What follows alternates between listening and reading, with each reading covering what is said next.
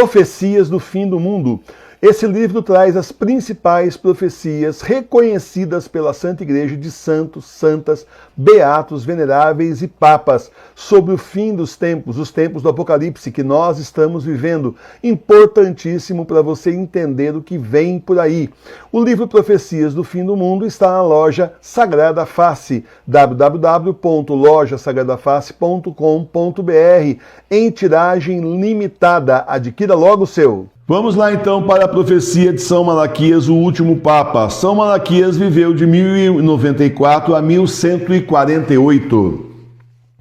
São Malaquias estava em Roma quando teve uma visão dos pontífices que governariam a igreja até o fim dos tempos.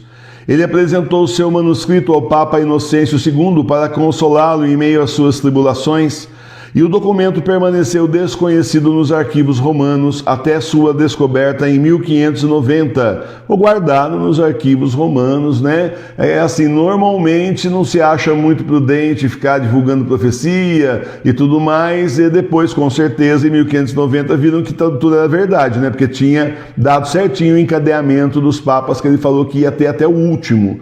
Então, 1590 foi descoberto. São Malaquias relatou sua visão em frases latinas simples de uma linha, que coincidem com o brasão, o nome pontifício, local de origem ou sede diocesana, arquidiocesana anterior do pontífice eleito.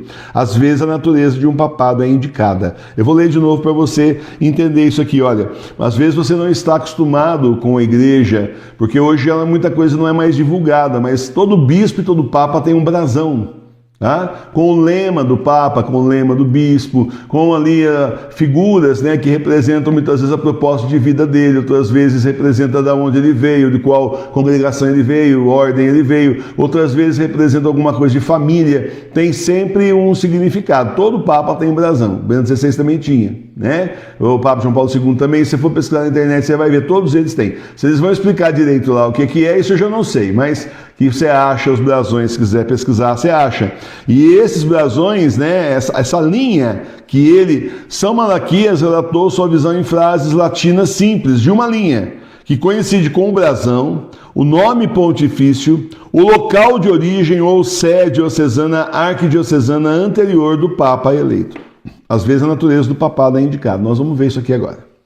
Tomamos aqui os últimos papas da profecia. 101, Papa número 101, Cruz de Cruce, cruz de uma cruz, Beato Pio IX. São Pio IX teve a infelicidade de ver os estados papais reduzidos à área do Vaticano, porque antigamente não era só aquela chacrinha, é um sítio, aquilo lá, aquele negócio assim, coisa pequena que está ali, pequenininho, não era só aquilo. Os estados pontifícios eram enormes, aí foi tomado, né? Guerra política e tudo mais, e foi acontecer isso daí no papado do Beato Pio IX. São Pio IX teve a infelicidade de ver os estados papais reduzidos à área do Vaticano e foi o primeiro papa prisioneiro do Vaticano. A perda de seu poder temporal foi apenas uma das muitas provações que preencheram o longo pontificado de Pio IX. Dificilmente havia um país onde os direitos da igreja não fossem infringidos nessa época. Em muitos países, propriedades da igreja foram confiscadas, ordens religiosas foram expulsas e bispos presos ou banidos. Os poderes temporais da igreja foram drasticamente reduzidos e a influência do líder espiritual do mundo católico reduzida. O que é isso aqui? Século XIX. O que está acontecendo aqui enquanto o Papa Pio IX está passando por tudo isso? O Senhor apareceu, a Sagrada Face foi revelada, a Irmã Maria de São Pedro ali, depois então 30 anos de milagre na França, na casa do venerável Léo Dupont, que por sinal é da onde vem a Sagrada Face de Tours que está aí no seu altar da sua igreja doméstica. 30 anos, essa Sagrada Face é milagrosa. 30 anos, a Sagrada Face de Tours. Tem gente que fala assim, Tours, porque não é de Jesus? Claro que é de Jesus, filho, mas está na cidade de Tours, por favor, né? É normal na igreja também a gente falar assim. Então é a Sagrada Face de Tours, porque é a Sagrada Face de Jesus que está em Tours, na casa do venerável Léo Dupont, 30 anos de milagre, enquanto ele foi vivo, né? Um homem santo enquanto ele foi vivo. Então está acontecendo tudo isso aí, em torno do Papa Pio IX. E isso e mais uma série de coisas, que inclusive esse milagre que gerou que dá origem, né, do véu de Santa Verônica lá no Vaticano, que dá origem a Sagrada Face, que vai terminar em Tours, e tudo isso acontece com o Pio IX. Então, nós temos aqui a maçonaria lançando tentáculos na sociedade muito mais do que no século XVIII. Nós temos o comunismo aí sendo lançado também, tudo nessa época. E o Pio IX só segurando a onda aí, só segurando o rojão, né? Só ali no meio dessa turbulência política toda. É uma época do iluminismo, onde colocam lá o homem no centro de tudo, a ciência, não sei o que mais, e tudo que a igreja é obscurantismo. Olha, é tanta mentira que tem até hoje nos livros de história para você estudar lá na escola, ensinado para você. 102. Lumen in coelo, uma luz no céu, é o Papa Leão XIII. Leão XIII é o Papa que teve a famosa visão de Satanás atacando a igreja após o que lhe foi prometido 100 anos de liberdade na terra para fazer o seu pior. Em resposta, o Papa Leão XIII compôs o rito menor de exorcismo e a famosa oração a São Miguel, além das orações adicionais a serem ditas no final da missa para proteger a igreja. Nesse sentido, ele foi uma luz resplandecente preparando a igreja para o que estava por vir. A profecia alude fortemente ao seu brasão, que mostra uma estrela em chamas. Infelizmente, as orações de proteção que ele compôs para o final da missa já não são mais ditas após a nova missa, que Marie Julie previu que aconteceria vários anos antes dele ter sua visão e compor as orações.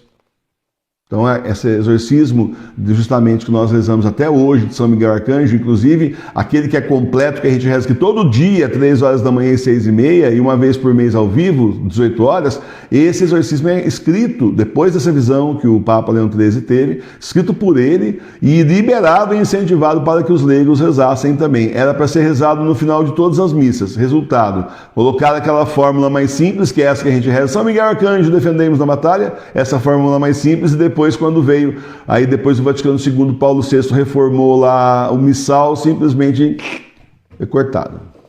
Então, aquelas coisas que dá muito para pensar, um monte de coisa. Vamos lá? 103. Ignis ardens, o fogo ardente, São Pio X. Zeloso em seus esforços para eliminar os erros do liberalismo e do modernismo na igreja, a profecia alude ao seu fervor apostólico. Pio X é o Papa São Pio X aqui, justamente do nosso Catecismo Maior de São Pio X, lutou bravamente contra o comunismo, contra a maçonaria, defendeu a fé brilhantemente, um grande Papa, precisava, e olha, para recuperar a igreja, precisava de mais um assim, impressionante, batalhou mesmo, justamente, ele viu a invasão ali, ele fez tudo que ele pôde para deter a invasão, justamente demoníaca dentro da Santa Igreja. 104. Religio depopulata, religião devastada. Esse aqui é o Papa Bento XV. O Papa Bento XV reinou em um período turbulento que foi ofuscado pela morte de milhões de cristãos na Primeira Guerra Mundial. Em 1917, ele viu o início da Revolução Russa, que espalhou os ideais antirreligiosos do comunismo socialista, levando a uma parada demoníaca dos da religiosa da Rússia e que em outros lugares se defendia o ideal comunista. Então, levando aí, assim, a uma expansão demoníaca justamente aí da Rússia e em outros lugares que defendiam também o ideal comunista. Então tá aí, enfrentou tudo isso, nossos papas são heróis, gente, os verdadeiros papas são heróis, eles enfrentam destemidamente tudo para defender a Santa Igreja. Enfrenta aí o nazismo, o comunismo, enfrenta tudo. Tudo, e qualquer um que disser que você lê, quando você ler que a igreja ajudou os nazistas, você só tem uma coisa para dizer: mentirosos.